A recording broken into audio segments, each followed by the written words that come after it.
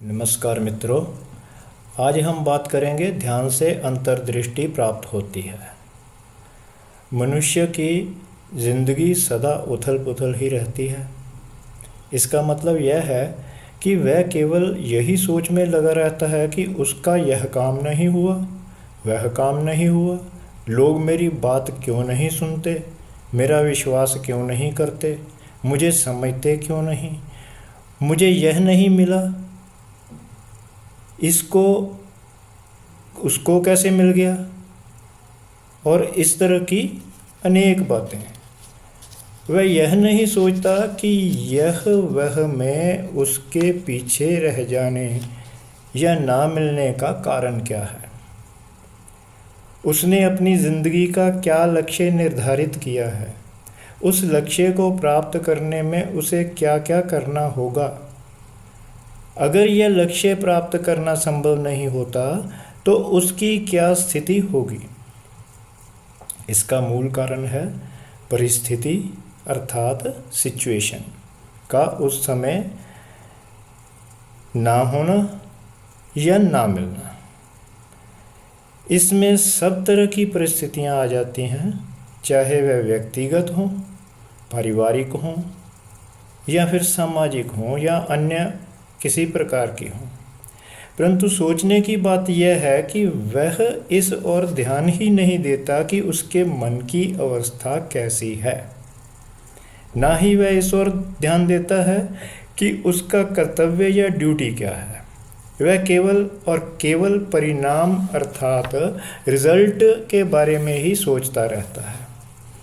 इसलिए ही वह असफल होता है। इसके लिए किसी भी व्यक्ति का आध्यात्मिक होना बहुत ज़रूरी है, क्योंकि अध्यात्म से ही व्यक्ति को मानसिक शक्ति मिलती है। कारण यह है कि वह केवल पॉजिटिव विचारों को स्वीकार ही करता है जो आध्यात्मिक होता है। उसे अपने मन में विचारों का विश्लेषण करना आ जाता है, या ऐसे कहें कि उसे मनन करना आ जाता है। आध्यात्मिक व्यक्ति साधना पथ पर चलते हुए अपने आप को अंतर्मुखी बना लेता है। इससे भी उच्च स्थिति की बात करते हैं कि वह अंतर्दृष्टि को उजागर करने में सफल हो जाता है। उसकी यह स्थिति तब ही आती है जब ध्यान में उतरता है। जितना गहरा वह ध्यान में उतरता जाता है उतनी ही समझ बढ़ती जाती है। उसे पहले ही यह एहसास होने लगता है कि किसी भी कार्य को या कोई कार्य विशेष करने पर क्या परिणाम आएगा। परंतु समस्या फिर मन की दशा की अथवा नेगेटिव या पॉजिटिव की रह जाती है। पहले बात करते हैं व्यक्ति की, या यूं कह लो कि व्यक्तित्व की। कुछ तो नार्सिसिस्टिक होते हैं। इसका मतलब यह है कि कुछ व्यक्ति ऐसे होते हैं जिन्हें केवल अपनी प्रशंसा अथवा अपने लिए सहानुभूति में ही रुचि रहती है। दूसरे की ओर तो वह ध्यान ही नहीं देते। इस तरह के व्यक्ति आसानी से अंतर्दृष्टि पाने में सफल नहीं होते।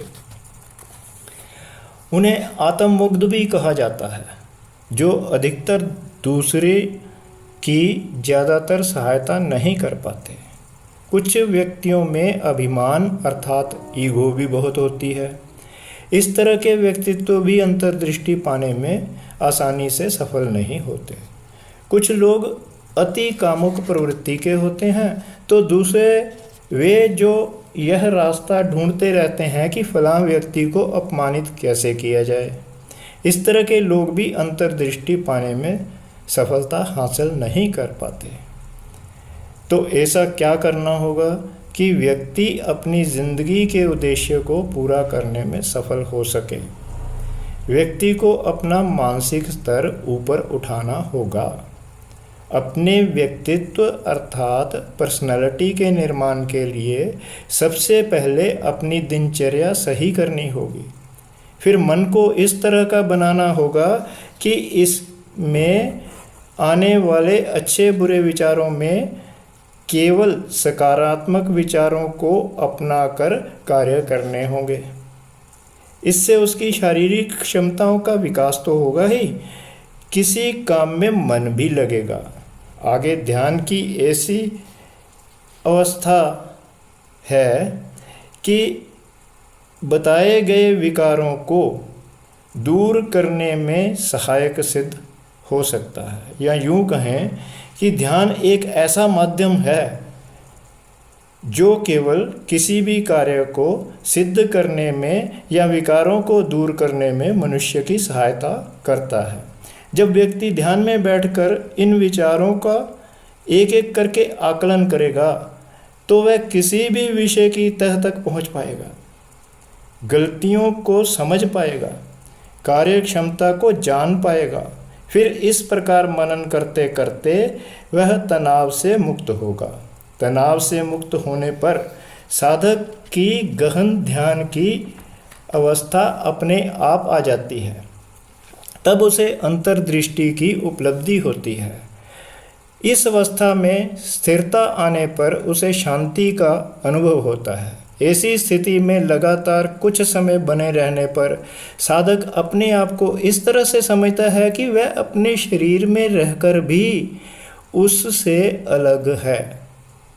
इस अवस्था में ना तो दर्द रहता है, ना कोई गम, तथा ना ही कुछ और महसूस होता है। यहाँ तक कि कोई विचार भी नहीं आते। बस एक अजीब से आनंद की अनुभूति कुछ पल के लिए ही होती है। शायद वह आनंद शारीरिक संसर्ग से भी परे के आनंद की अनुभूति है। फिर क्यों न ध्यान द्वारा अंतर्दृष्टि को प्राप्त करके जिंदगी के निर्धारित लक्ष्य को प्राप्त तो करें ही, साथ ही अद्वितीय आनंद की अनुभूति भी पाने का प्रयास किया जाए। यहाँ इतना अवश्य याद रखना होगा कि हमें साथ साथ परिवार, समाज व देश के प्रति अपने कर्तव्य भी निभाने हैं। यही अंतर्दृष्टि हमें दूरदर्शिता से अपने कार्य करने में सफल बनाएगी तथा परम चेतना की ओर ले जाने में सहायक होगी।